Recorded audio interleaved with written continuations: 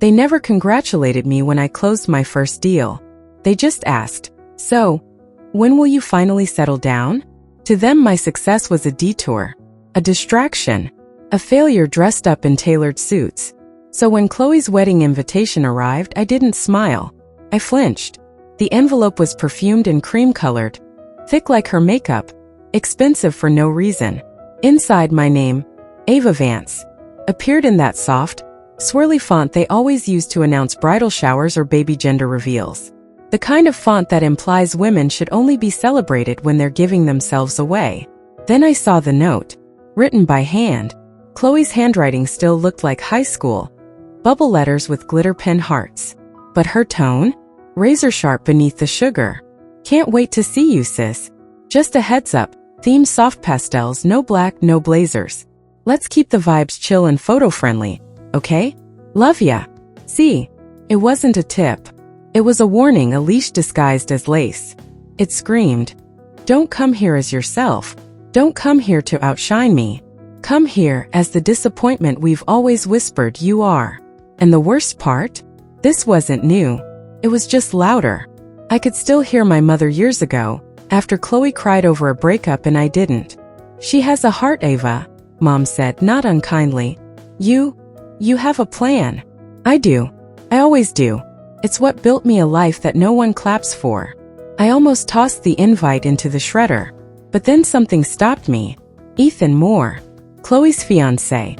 A name I'd seen once on a startup deck. A quiet engineer with dangerous ideas, the good kind. My firm had flagged his project for early-stage funding. Promising. Possibly groundbreaking. So I recalculated. This wasn't a wedding. It was a data point. A live demo. A rare chance to see a founder under pressure. I wouldn't attend as a sister. I'd show up as a strategist. An observer in silk. A woman in their pastels watching a circus unfold. Because in my world, how people act when they're pretending to be happy tells you more than any pitch deck ever could. The pre-wedding dinner was held at one of those Palo Alto restaurants where the menu doesn't have prices. It wasn't about food. It was about status. And I was an item on their agenda they didn't know how to categorize. I sat there, a ghost in a beige dress I bought specifically for the occasion, sipping water that probably cost more than my first car. Chloe was in her element, phone in hand, curating the evening for her followers. Every laugh was a performance, every toast a piece of content. She'd framed the shot to include her parents, Ethan, her bridesmaids, the hashtag bride tribe she called them. But the lens would always pan just before it reached me. I wasn't just being ignored. I was being edited out of my own life in real time. Across the room, I noticed Ethan glance my way a few times. Not accidental. Not idle. The kind of glance people give when they're trying to match a real person to an idea they've held for years. Recognition was circling. An aunt leaned across the table, her voice dripping with manufactured sympathy. "Ava, sweetie, you look tired. All that work, it's just so much for one person. You really need to find a good man to share the load."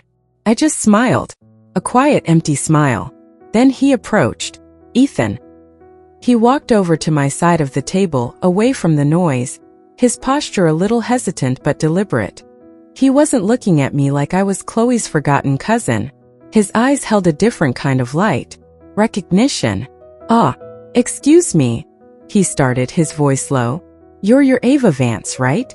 The Vance from the Vance-Miller scaling theorem? I read your thesis back at Stanford. It's the reason I got into predictive analytics." For the first time all night, I felt the air return to my lungs. He didn't see the spinster aunt. He didn't see the family disgrace. He saw me. We talked for maybe 90 seconds about algorithmic efficiency and market penetration. It felt like an eternity of sanity in a madhouse. But peace, like breath, is always temporary. Then she arrived. Chloe swooped in, her smile as bright and hard as a diamond. "Babe, there you are. Come on, we have to go say hi to the Martins. They flew in all the way from Dallas." She hooked her arm through his, pulling him away. Her eyes met mine for a flicker of a second, and in them I saw it all. Triumph. Ownership. A warning. She didn't just interrupt a conversation. She severed a connection. She was staking her claim not on a man but on his potential. A potential she sensed I could unlock. and she had to keep the key for herself. He wasn't just a fiancé to her. He was an asset, and she had just locked him back in the vault. I didn't flinch, not even a blink. But my nails dug into my palm and I let them. Attachment is suffering, I reminded myself. But knowing what you could change, and watching it be wasted, is a suffering all its own. The wedding was held at a vineyard where every leaf seemed to have been polished by hand. Perfection, I've learned, is just another form of control. Sunlight filtered through ancient oak trees, making everything look soft, forgiving. A string quartet was playing something classical and expensive. It was a beautiful lie. Guests in flowing dresses and linen suits gathered around a large ornate seating chart framed in gold. I scanned the list. Once, twice. The Vance name was there, next to my mother's. But my own name, Ava, was missing. It was like searching for a typo in a sacred text. You know it's there, but finding it feels like a violation. A smiling usher, a boy barely out of college, checked his clipboard. "Ah yes," he said brightly. "You're at table 14. He gestured to a corner of the tent, tucked behind an overflowing floral arch and just a few steps from the service exit. I hesitated. My name had been on the RSVP card. Chloe had made a point to text me herself with a note that said, "Don't worry, Ava. Got you a peaceful spot. No drama, promise." That text now felt like a trap. Table 14 was real. Small. Set for one. And the place card, resting beside a lonely-looking rose, didn't say Ava Vance. Not even family guest. In delicate, looping script it simply read, "Chloe's +1. The label hit harder than I expected. A +1 is an accessory. A placeholder. A shadow someone brings when they can't arrive alone. But I was no one's shadow. I was the architect. The one who built systems, deals, and futures. And yet here, in this sun-drenched illusion, my identity had been scraped off and replaced with dependency. I sat down. The tablecloth was crisp and cold. From that corner I could see it all. The curated joy, the champagne flutes, the choreographed laughter. But they could not see me. I exhaled slowly, letting the sting settle. They didn't just give me a bad seat. They wrote me out of the story. They thought they'd silenced me. They didn't realize. Erasure isn't defeat. It's camouflage. And I've always been most dangerous when underestimated. The ceremony was a blur of white lace and curated vows. Now at the reception the real performance began. The toasts. Chloe's father went first, delivering a tearful monologue about his little girl. It was harmless, predictable. Then Chloe took the mic, her fingers wrapped tightly around Ethan's. The room quieted, drawn to her spotlight like moths to flame. She glowed because she knew she was the center. And because she planned every second of it. She thanked everyone. Her voice dipped in honey and years of curated performance. And then she found me. Her gaze sliced across the room, pinning me down like a butterfly in a glass case. "And of course," she said sweetly, "a special shout out to my cousin, my big sister in spirit, Ava." A soft blush light bloomed over my head. I wasn't just seen. I was framed, put on display. "So many of us dream of success," Chloe said, letting her voice slow, syrupy. But Ava actually achieved it. She gave everything to her career. No weekends. No family. No one to come home to. She chose quarterly earnings over wedding rings. She paused, letting the room titter. "And we're all so proud of the things she's built." Things. Cold, clinical, dismissive. My throat tightened. Around me, a few nods of polite sympathy. No one noticed I hadn't moved. That my hands were folded in my lap so tightly, my knuckles had gone white. This wasn't a toast. This was a vivisection. My life splayed open for applause and pity. Chloe wasn't thanking me. She was diagnosing me. But I wasn't looking at her. I was looking at him. Ethan. His smile had vanished. His hand trembled as he raised the champagne flute, not to drink, but to anchor himself. His eyes flicked to me, then back to Chloe. Back again. He was watching both stories unfold, the one on stage and the one in shadow. He wasn't just a groom anymore. He was a witness. And witnesses remember. Chloe leaned into the mic, her tone soft, confidential, as if bearing a secret to 200 guests. "She's such an inspiration," she said. "She reminds us that you can build an empire, or you can build a life." She lifted her glass. To Ava. May she someday find a happiness that doesn't depend on market projections. Polite claps followed. Few giggles. Some confused. Most distracted. But not him. Not Ethan. He wasn't clapping. He was still watching me. And I was breathing. Because for the first time I understood. They had tried to erase me by turning me into a cautionary tale. But in trying to diminish me, they gave me center stage. And I remembered something I once read, tucked between dusty pages during a lonely business trip. Silence is not absence. Silence is presence deepened. They thought I was silent because I had nothing to say. But I was silent because I had learned to observe. And observation is the first act of wisdom. This wasn't over. It was just the moment before the ripple began. The polite applause died down, leaving a residue of awkward silence in the air. The pink spotlight on me felt hot, accusatory. I didn't move. I just breathed. In out. A steady rhythm in a world that had just tried to knock me off balance. Chloe was still smiling, triumphant, waiting for me to flinch, to show a crack, to prove her right. And then a sound. A soft, sharp click. It was the sound of Ethan setting his champagne flute down on the table. Deliberately. Precisely. He gently disentangled his fingers from Chloe's, stood up, and straightened his tuxedo jacket. The room, which had started to murmur again, fell silent. Every eye followed him as he started to walk. He wasn't walking toward the dance floor. He wasn't going to the bar. He was walking toward me. Toward table 14. Toward the corner of shame they had built for me. My breath caught. My mind scrambled, racing through 1,000 possibilities. Is he going to apologize? Ask me to leave?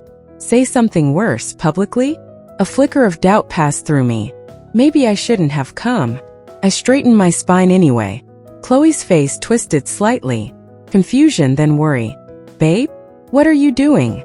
She called out, voice pitched too high, too forced. He didn't answer her. He stopped exactly in front of my table, creating a new center of gravity in the room. And then he did something I never anticipated. He wasn't looking at me with pity. He was looking at me with the same focused deference he'd had at the symposium. He wasn't acting like a groom defending his bride's cousin. He was acting like an employee in front of his CEO. He cleared his throat, his voice quiet but cutting through the silence like a blade. Ms. Vance, he said, nodding respectfully. I hope our family's display hasn't caused you any discomfort. A few guests froze, forks halfway to their mouths. The name Vance echoed differently when spoken by him. Chloe gave a tight laugh, but it cracked at the edges. Babe, don't be so formal. That's just my cousin Ava. Ethan turned his head slightly to look at her, and for the first time I saw it. The ice in his eyes. The kind that burns. His voice was level. Calm. Cold. No, Chloe, he said. That is Ava Vance. Lead partner at Viridian Capital. He paused, letting the weight of the name hit the crowd like a second glass shattering. He turned back to me. The woman leading the series around for my company. She's not just your cousin, he said, his voice dropping to a near whisper that everyone could hear. She's my boss. Silence. Not awkward silence. Not polite silence. A deep seismic graveyard silence. The kind that swallows oxygen. The kind that follows a detonation. The string quartet had stopped. The room was no longer a wedding. It was a reckoning.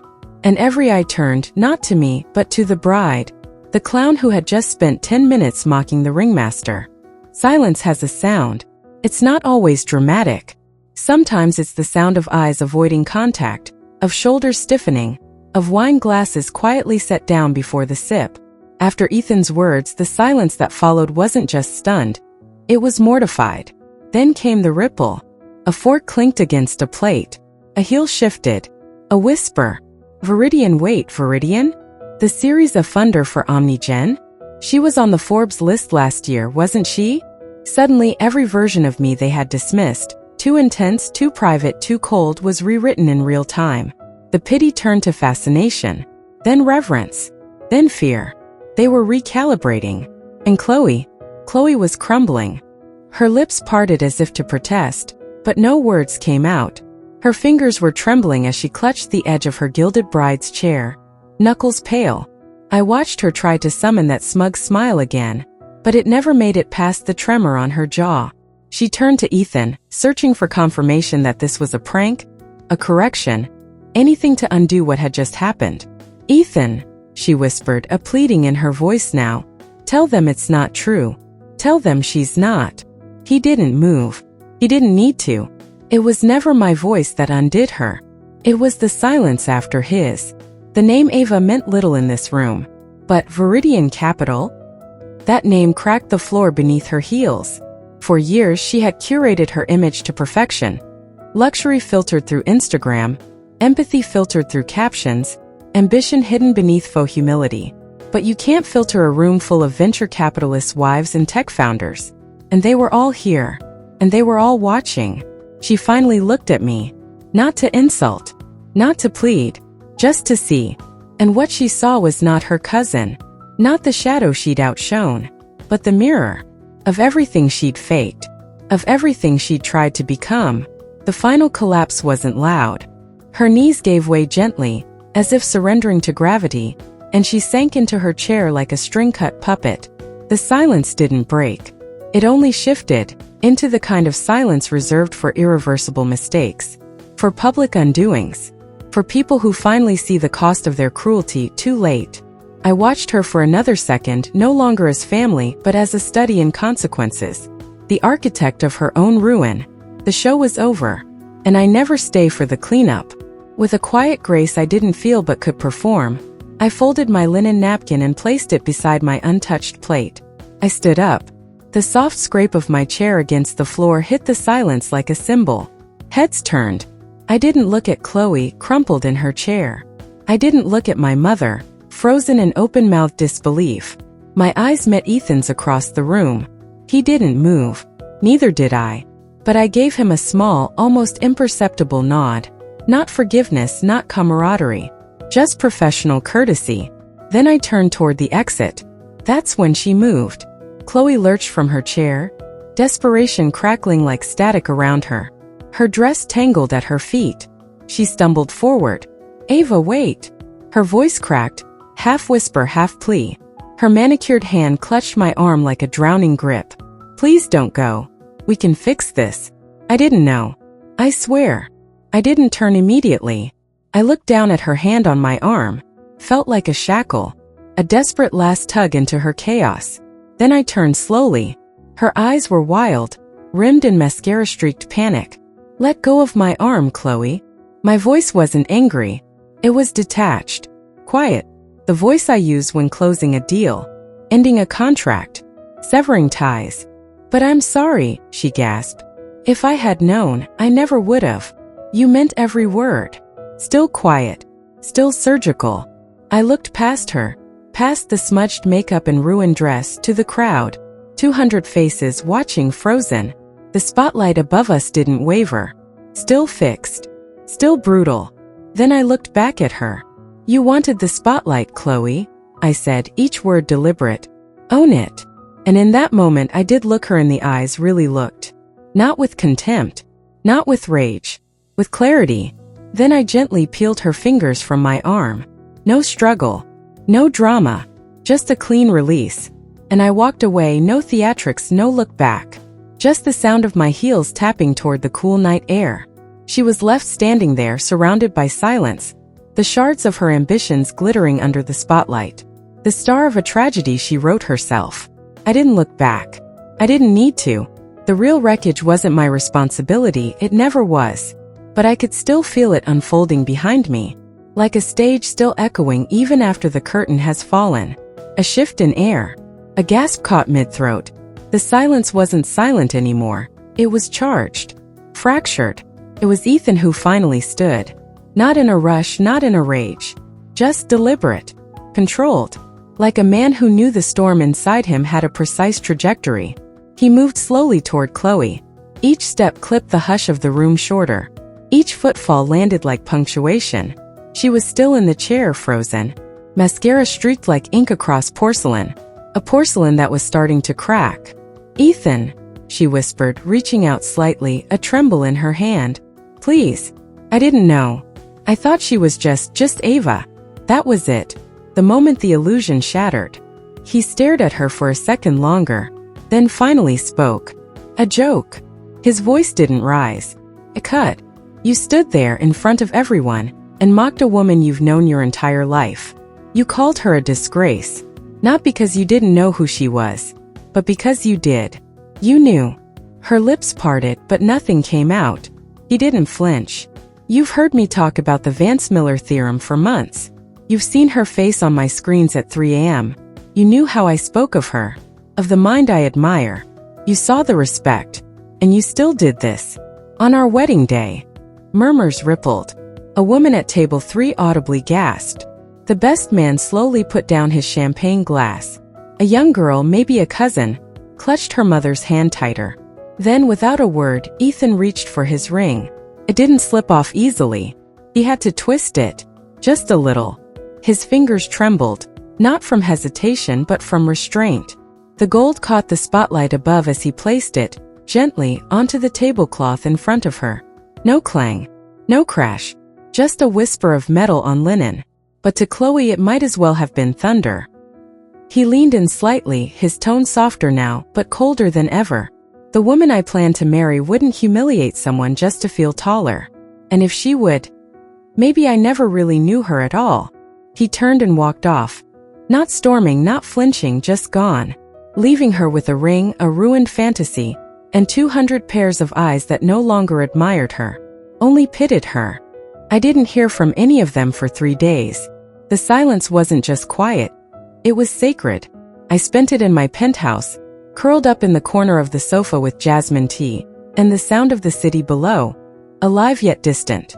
The skyline shimmered like possibility, unbothered by human drama. It was the most peace I'd felt in years. I didn't check the gossip sites. I didn't need to. In Silicon Valley, reputation isn't just everything. It's valuation. It's your capital, your leverage, your admission ticket. And Chloe's was now toxic stock. On the 4th day, my assistant forwarded me an email, a press release from one of Chloe's major beauty sponsors. Subject: Reevaluation of brand partnerships. That was corporate for She's Radioactive.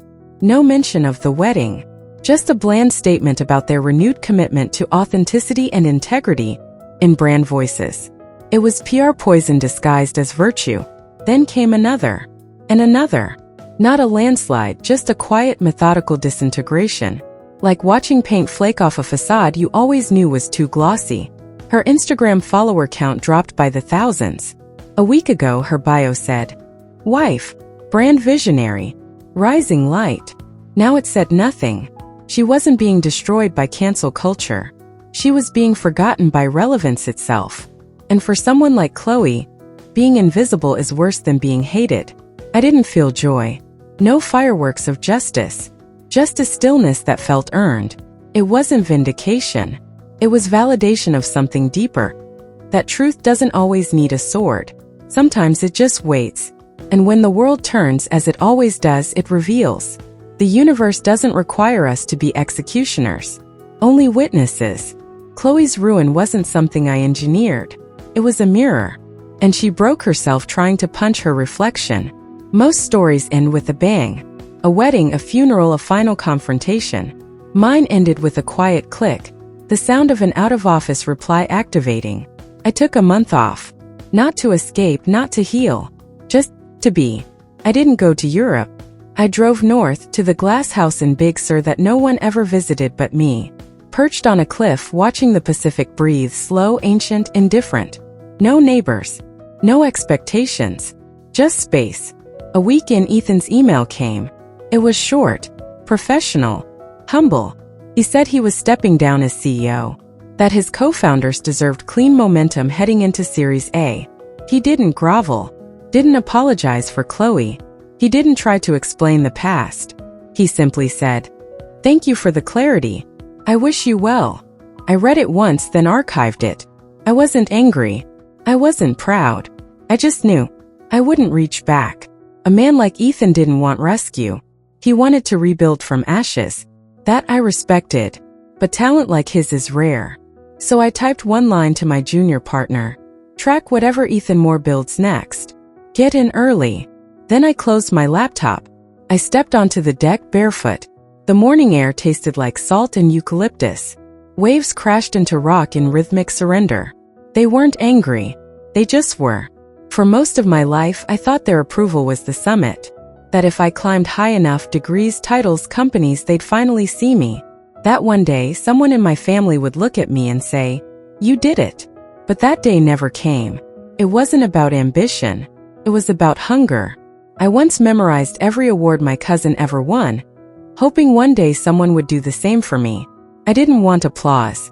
I wanted to matter. But I was wrong. The prize wasn't their recognition. The freedom wasn't in forgiveness. The freedom was in realizing I never needed them to witness it.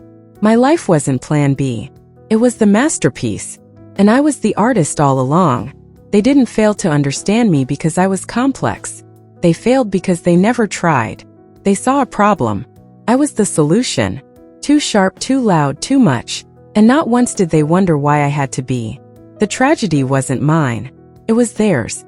And with that thought, a final chain slipped off. The silence I sat in was no longer hollow. It was full of breath, of presence, of me. Some storms don't pass with thunder. Some truths don't arrive with noise. They settle into you, quiet, still, and undeniable. Like Ava, maybe you've chased recognition, only to realize what's real doesn't need to be proven. What's yours cannot be taken. And who you are was never broken, only buried under noise. So here's our question to you. When did you stop chasing applause and start hearing your own voice? Leave a comment. Share your moment of clarity.